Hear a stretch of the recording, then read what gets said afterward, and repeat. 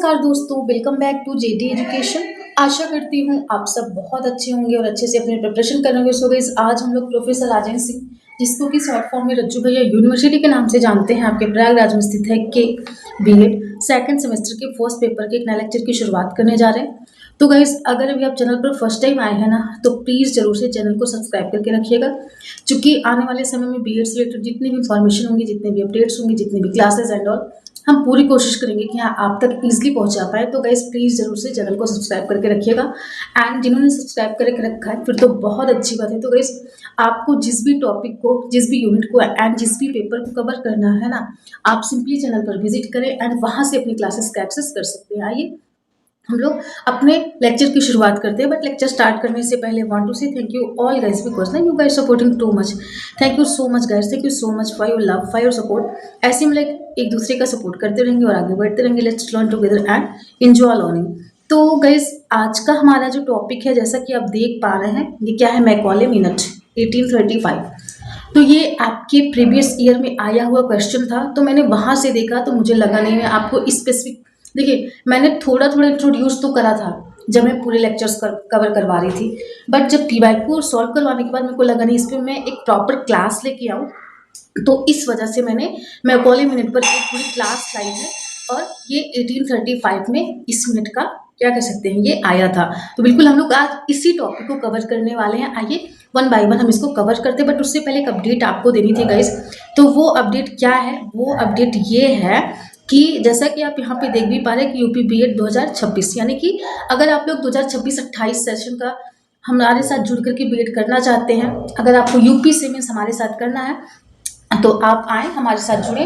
तो इसके लिए आपको क्या करना होगा, जो यूट्यूब चैनल है आप उसको सब्सक्राइब कर रखें, साथ ही साथ में हमारा जो टेलीग्राम चैनल है, टेलीग्राम ग्रुप है एंड हमारा व्हाट्सएप चैनल है, तो ये सारे प्लेटफॉर्म्स गाइस आपके लिए ही बनाए गए हैं। तो डेफिनेटली आप ज्वाइन करें और हमारे साथ जुड़ करके अपनी जो बीएड की जर्नी है उसको कंप्लीट करें। Your most welcome. और हमारी जो ऑफिस है गाइस, ये प्रयागराज में है। हमने एड्रेस अपना दे करके रखा है। एड्रेस क्या है, जवाहरलाल नेहरू रोड, अलोपी बाग, चुंगी चौराहा, अलोपी बाग, प्रयागराज। तो ये हमारे ऑफिस का एड्रेस है। बिल्कुल आप यहाँ पे आकर के हमारे साथ मिल करके जो भी अपनी क्वेरीज हो, जो भी अपनी चीज़ें हो, जो भी अपनी प्रॉब्लम्स हो, आप शेयर कर सकते हैं, हमसे मिल सकते हैं, बात कर सकते हैं और अपना एडमिशन ले सकते हैं। तो अगर आपके पास टाइम नहीं है, don't worry, no need to worry about it कि हाँ हमारे पास टाइम नहीं जा सकते, तो बिल्कुल आपको हमने अपना 2 कॉन्टैक्ट नंबर भी शेयर करा है। इन दोनों में से किसी भी नंबर पे आप हमसे कॉन्टैक्ट करके बात कर सकते हैं। नंबर क्या है, 9919599066, उसके बाद 8090656656। तो हमने ये 2 नंबर दे करके रखा है। दोनों में से किसी भी नंबर पे आप हमसे कॉन्टैक्ट करके बात कर सकते हैं। तो ये रही सारी information, updates for BEd admission.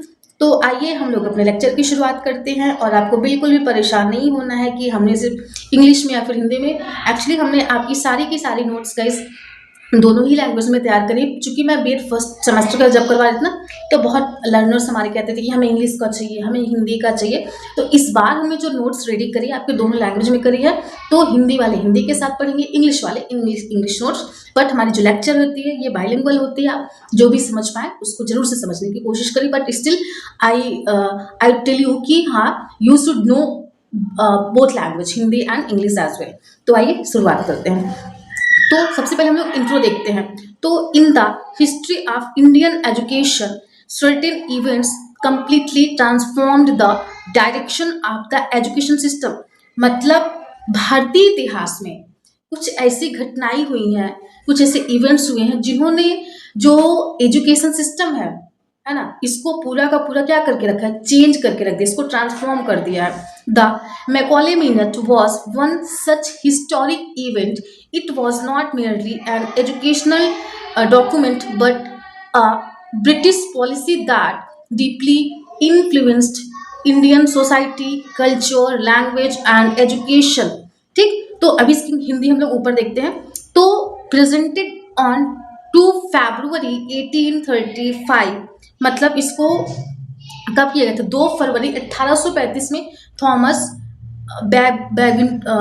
बैबिंगटन Macaulay तो इसके जो मिनट था ना, इसको minute of the Indian education भी कहा गया, कि इसके मैकॉले मिनट को। It the foundation of English education in India.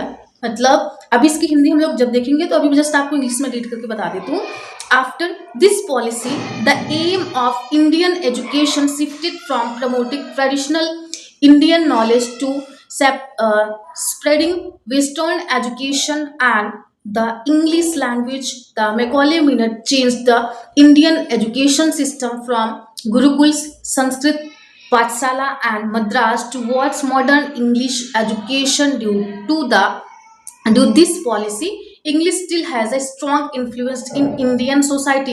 अब इसकी हम लोग हिंदी समझते हैं तो इसमें हम लोग अच्छे से समझ पाएंगे। तो भारत के जो शिक्षा का जो हमारा इतिहास रहा है, हम अपने इंडिया की बात कर रहे हैं, तो मतलब कुछ ऐसी घटनाएं हुई हैं, कुछ ऐसे इवेंट्स हुए हैं जिन्होंने पूरे शिक्षा तंत्र की दिशा को क्या करके बदल करके रख दी है। तो मैकॉले मिनट ऐसी ही एक ऐतिहासिक घटना थी। यह केवल एक शिक्षा संबंधी दस्तावेज ही नहीं था, बल्कि ब्रिटिश शासन की एक ऐसी नीति थी जिसने भारतीय समाज, संस्कृति, भाषा और शिक्षा प्रणाली पर क्या करा है, गहरा प्रभाव डाला है। मतलब यह एक ऐसा शिक्षा संबंधी पूरा ढांचा तैयार किया गया, एक दस्तावेज प्रस्तुत किया गया, या कह सकते एक ऐसी फाइल बना करके हमारे सामने प्रस्तुत गई कि ये इन्होंने हमारी जो शिक्षा नीति थी ना, बल्कि उसी के साथ साथ जो हमारा भारतीय संस्कृति, समाज है, भाषा और हमारी शिक्षा प्रणाली, इन सब पर एक गहरा प्रभाव डाला हुआ है। ठीक,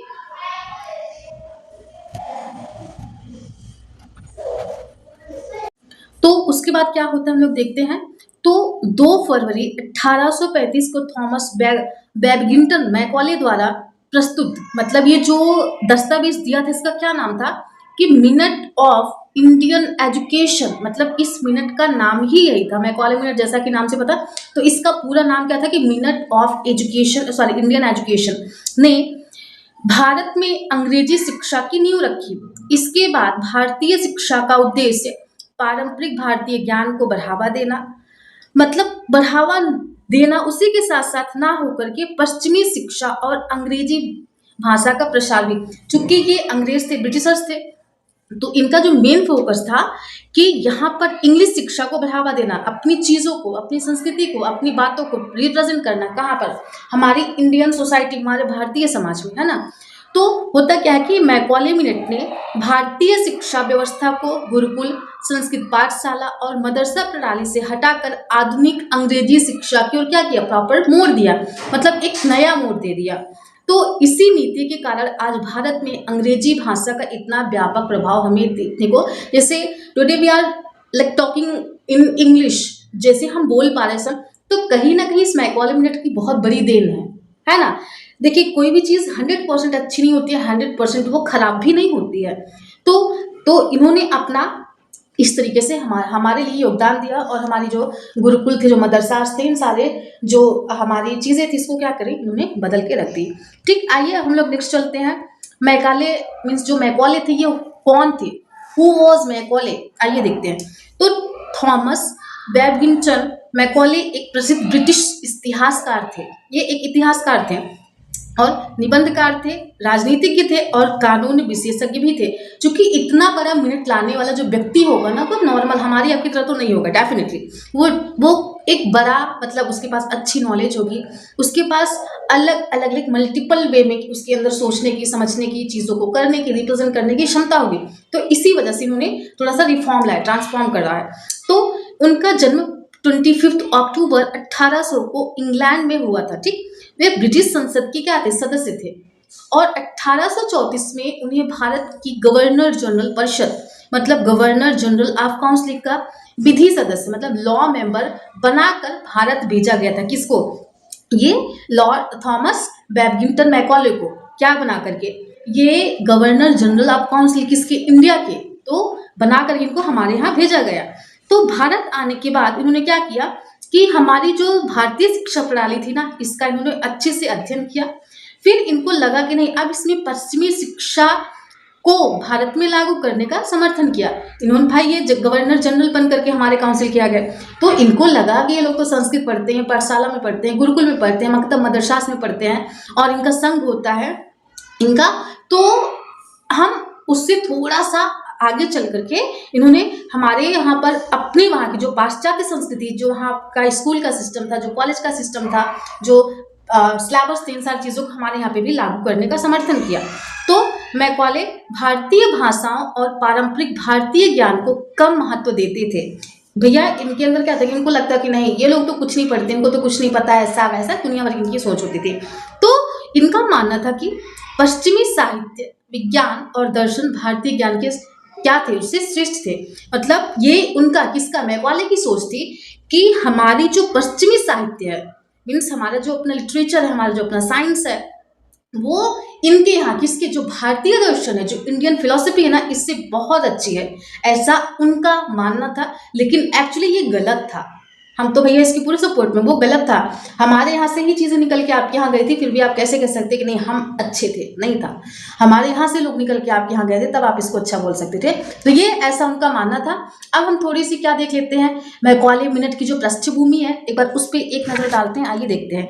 तो बैकग्राउंड ऑफ मैकॉले मिनट। तो मैकॉले मिनट को समझने के लिए उस समय की भारतीय शिक्षा व्यवस्था को समझना आवश्यक है।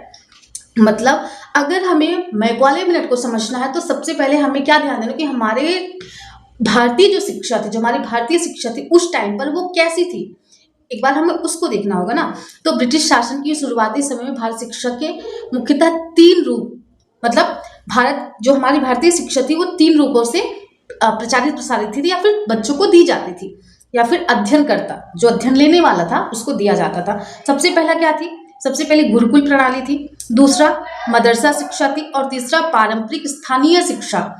तो अगर हम गुरुकुल प्रणाली की बात करते हैं तो हिंदू विद्यार्थियों को संस्कृत भाषा में शिक्षा दी जाती थी। उन्हें वेद, उपनिषद, व्याकरण, ज्योतिष आदि क्या करते थे, वो उनको पढ़ाया जाता था। ठीक, अगर हम मदरसा की बात करते हैं तो जो मुस्लिम विद्यार्थी हुआ करते थे वो अरबी में, फारसी में, इन सब में उनको क्या शिक्षा प्राप्त होती थी। वो लोग क्या करते थे, वो लोग कुरान, इस्लामी, कानून, साहित्य, ये सब पढ़ते थे अरबी भाषा में। इनकी जो भाषा थी अरबी थी।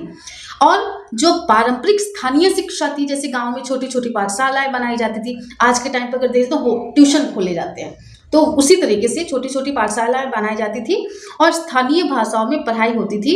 उस समय अंग्रेजों के सामने प्रश्न था कि भारत में किस प्रकार की शिक्षा दी जाए।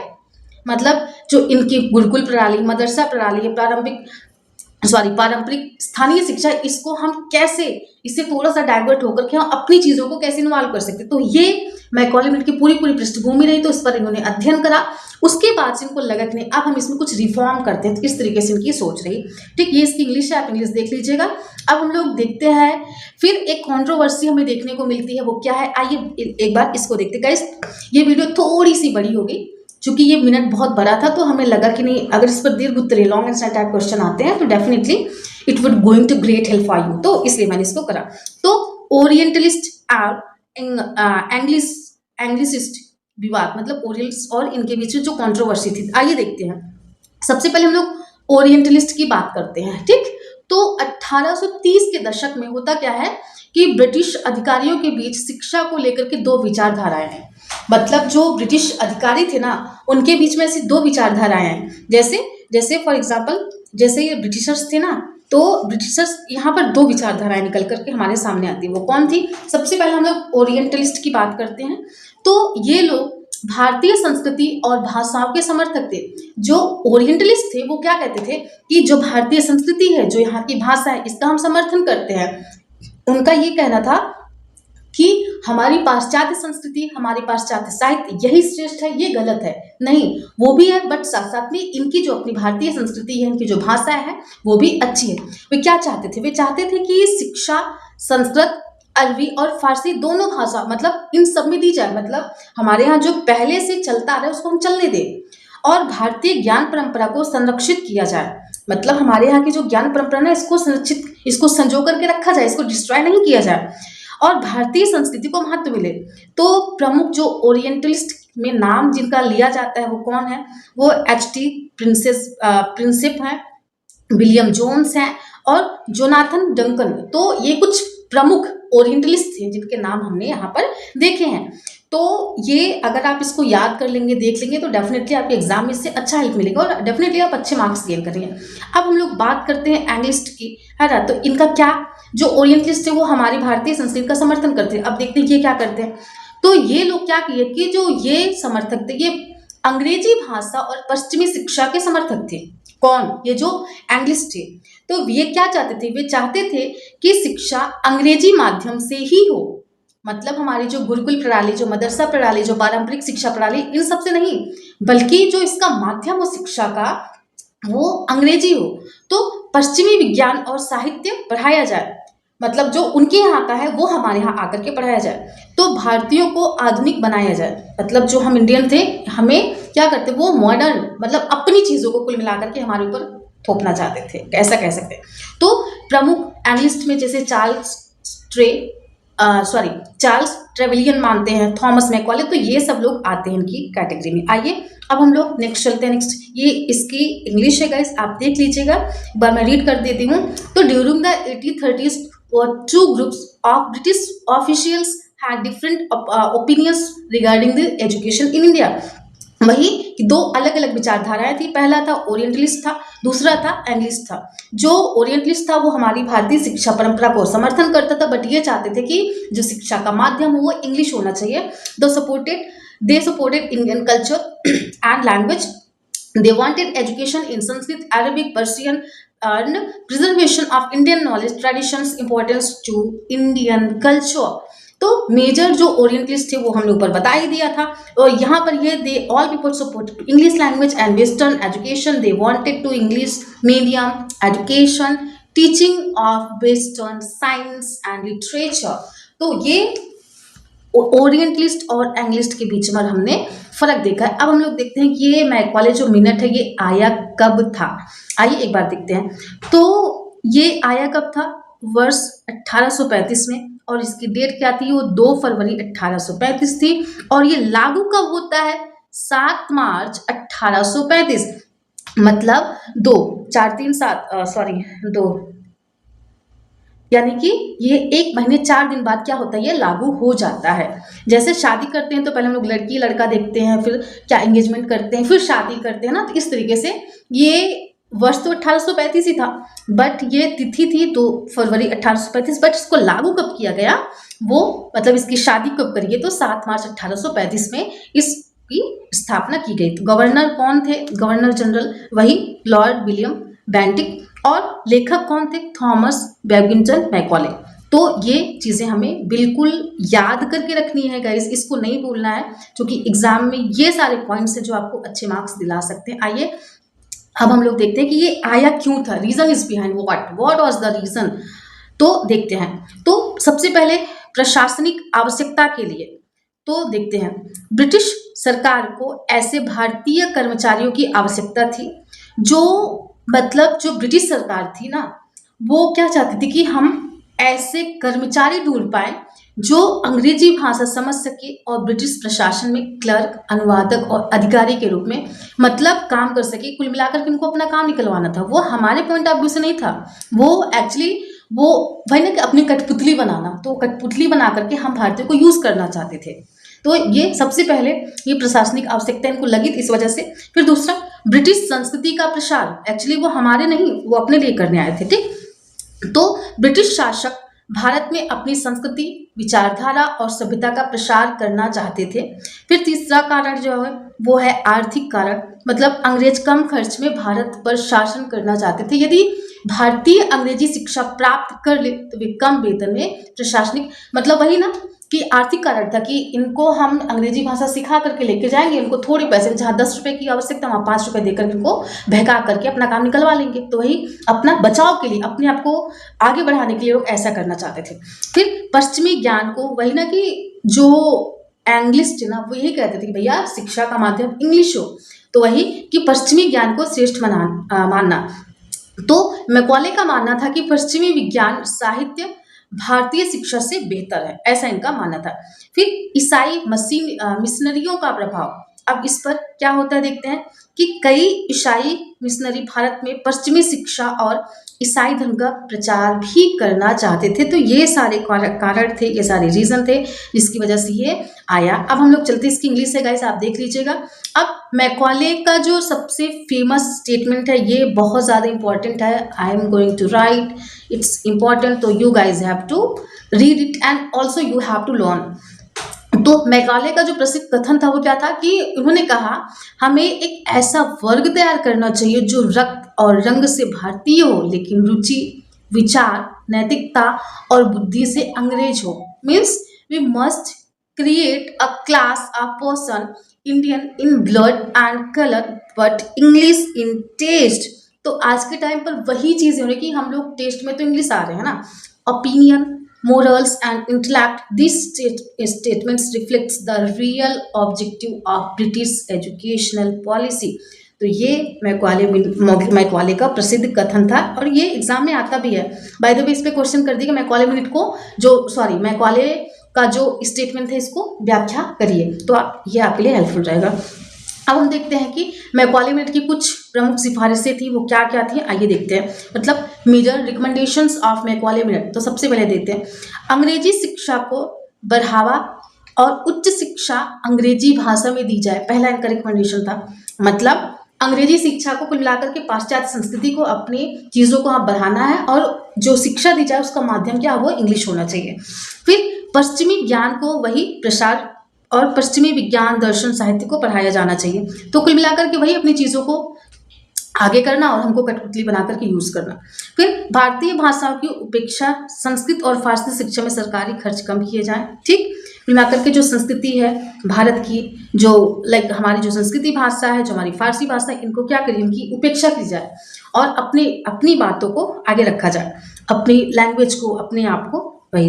फिर सरकारी धन का उपयोग सरकारी अनुदान और अंग्रेजी शिक्षा के विकास में लगाया जाए। यह ना कि संस्कृत, फारसी इन सब भाषाओं पर कम, बल्कि इंग्लिश भाषा पर या फिर इंग्लिश एजुकेशन पर ज़्यादा इसको लगाया जाए, खर्च किया जाए।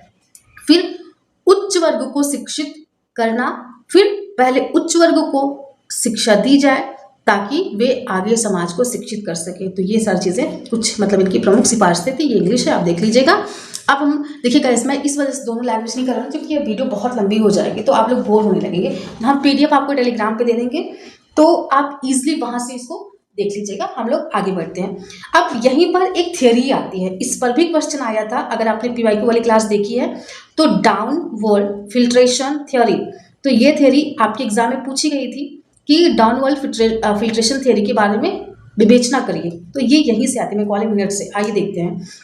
तो Macaulay policy was based on the down filtration theory. इसका क्या मतलब है कि जो इनकी शिक्षा थी ना, ये डाउनवर्ड फिल्ट्रेशन, मतलब हम लोग चाय बनाते हैं तो उसको हम फिल्टर करते हैं, जैसे पानी पीते हैं तो कहीं ना कहीं जो उसका कचरा होता है उसको हम लोग बाहर कर देते हैं और जो प्योर वाटर होता है उसको हम ले लेते हैं, और जैसे चाय पत्ती, अदरक वगैरह वो छन्नी में रुक जाती है और हम लोग चाय पी लेते हैं। ठीक उसी तरीके से इनका कहना था कि इस सिद्धांत के अनुसार पहले समाज की उच्च वर्ग को शिक्षा दी जाए, बाद में वही शिक्षित वर्ग नीचे के लोगों तक ज्ञान पहुंचाएगा। अच्छा, ये थोड़ा सा ठीक था।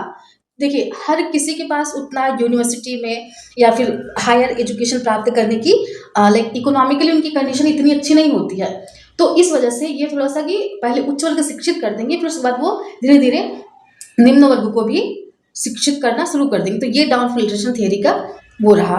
तो लेकिन वास्तव में यह नीति असफल रही क्योंकि यह शिक्षा केवल अमीर और उच्च वर्ग तक सीमित रह गई। ठीक, इस वजह से थियरी थोड़ी सी कमजोर पड़ गई। तो English education should first be given upper classes, then education क्या होता है कि education elites would later spread knowledge to the message. However, this policy largely failed because education remained limited to the upper classes। तो ये सारी चीजें हमें देखने को मिलती हैं। आइए अब हम लोग नेक्स्ट चलते हैं। अब मैकॉले मिनट का कुछ इसका इम्पैक्ट, कुछ इसका इफेक्ट देखते हैं, इसका प्रभाव देखते हैं। सबसे पहले हम लोग नकारात्मक प्रभाव की बात करते हैं, पॉजिटिव इफेक्ट। आइए देखते हैं। तो सकारात्मक इट्स पॉजिटिव इफेक्ट है ना। तो आधुनिक शिक्षा की शुरुआत सबसे पहला,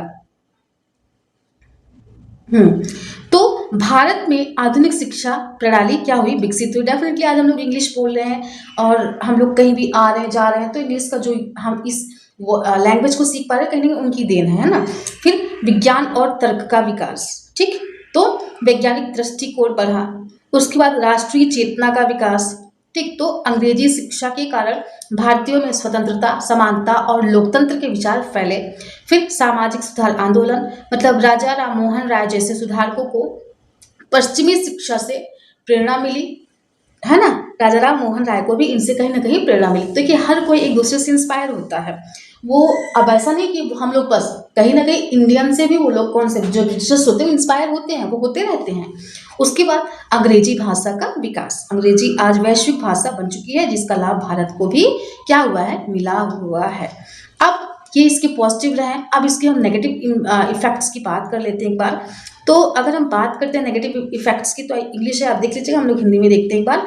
चूंकि ये मैकॉले मिनट थोड़ा सा समझना होगा, तो इसलिए मैं सारा कंटेंट हिंदी में करवा रही हूँ, बट इंग्लिश वाले बच्चे मैं नोट्स दे दूंगी, तो वहां से आप अपना इंग्लिश में नोट्स पढ़ के देख लीजिएगा। तो भारतीय भाषाओं की उपेक्षा, इन्होंने संस्कृत, अरबी और फारसी का कम महत्व हो गया। मतलब इन्होंने हमारी जो अपनी संस्कृति, जो हमारी भाषा थी, अरबी, संस्कृत, इनकी उपेक्षा करी है। फिर पारंपरिक शिक्षा का पतन और गुरुकुल और मदरसा प्रणाली को क्या किया, वो उन्होंने कमजोर कर दिया।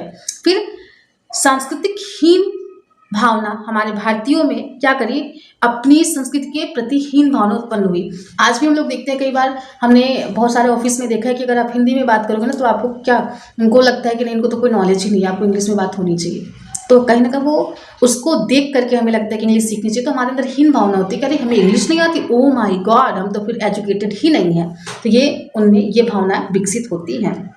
तो उसके बाद क्या देखने को मिला कि शिक्षा में असमानता, शिक्षा में असमानता। उसके बाद गरीब और ग्रामीण लोगों में क्या, वो शिक्षा से वंचित रह गए। फिर नौकरी केंद्रित शिक्षा का उद्देश्य केवल सरकारी नौकरी ही बन करके रह गया। ठीक, तो ये इसके कुछ नेगेटिव इम्पैक्ट है। अब इसको किस बात पर क्रिटिसाइज किया जाता है, इसका जो क्रिटिसिज्म है, इसका मैकॉले मिनट का एक बार इसको देखते हैं। Indian culture, Indian knowledge, tradition व इग्नोर्ड, मतलब जो भारतीय संस्कृति थी ना, का अपमान किया गया, मतलब इसका इंसल्ट किया गया, और भारतीय ज्ञान परंपरा को, जो इसका महत्व था, इसको कम कर दिया, इसके महत्व नहीं दिए गए।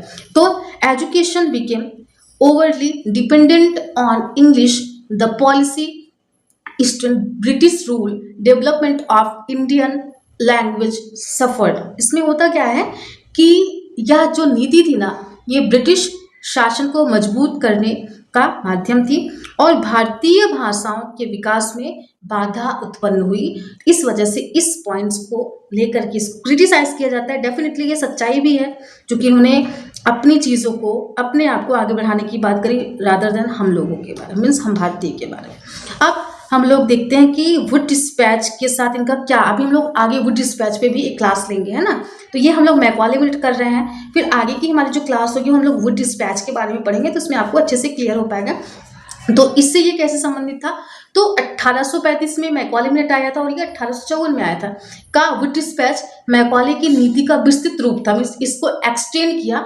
तो इन्होंने विश्वविद्यालयों की स्थापना की, शिक्षक प्रशिक्षण, महिला शिक्षा और आधुनिक शिक्षा के विस्तार पर क्या किया, जोर दिया है। ठीक, अब हम लोग नेक्स्ट चलते हैं। Wood dispatch of 1854 expanded Macaulay's policy by promoting universities, teachers, training women's education, expansion of modern education। ये रहा इसकी क्या, ये इसकी क्या है, इसका संबंध था किसके, वुड डिस्पैच के साथ। अब फाइनली हम लोग अपने टॉपिक को कंक्लूड करते हैं, आइए देखते हैं। तो the Macaulay minute was one of the most influential event in Indian educational history. It shifted Indian education from traditional system towards modern Western education. While it promoted modern knowledge and science, it also harmed Indian language. यहाँ पर आप देख रहे हैं ना, also harmed Indian language and culture, मतलब इन्होंने हमारी जो लैंग्वेज थी, जो हमारी भाषा, जो हमारी संस्कृति थी, इसको भी हार्म पहुंचाया है। Even today the impact of Macaulay's policy can clearly be seen in the Indian education system, कि जो मैकॉले मिनट था, ये भारतीय शिक्षा इतिहास की सबसे प्रभावशाली घटनाओं में से एक था। सच में ये था, बट इन्होंने क्या किया, जो हमारी भारतीय शिक्षा था ना, इसका जो पारंपरिक स्वरूप था, इससे निकलकर आधुनिक पश्चिमी शिक्षा की ओर मुड़ा और इससे आधुनिक ज्ञान विज्ञान का विकास हुआ। लेकिन होता क्या है कि हमारी जो अपनी भारतीय भाषा थी, जो हमारी अपनी संस्कृति थी, इसको भी इन्होंने नुकसान पहुंचाया और आज भी भारत की शिक्षा प्रणाली में मैकॉले नीति की छाप स्पष्ट रूप से हमें देखने को मिलती है। तो गाइस, आई होप आपको लेक्चर समझ में आया होगा, और अगर नहीं तो बिल्कुल आप हमें कमेंट करके जरूर से पूछ सकते हैं। Thanks for watching. आपको क्या करना है, आपको कमेंट करना है, लाइक करना है, शेयर करना है और चैनल को सब्सक्राइब करके बेल आइकन को प्रेस कर देना है, ताकि सारी अपडेट्स आपको सबसे पहले मिल पाए। तो guys, it's all about for today and we will meet in next video. तब तक के लिए अपना ध्यान रखिएगा। Thank you so much guys. Lots of love. God bless you all. Stay blessed and healthy.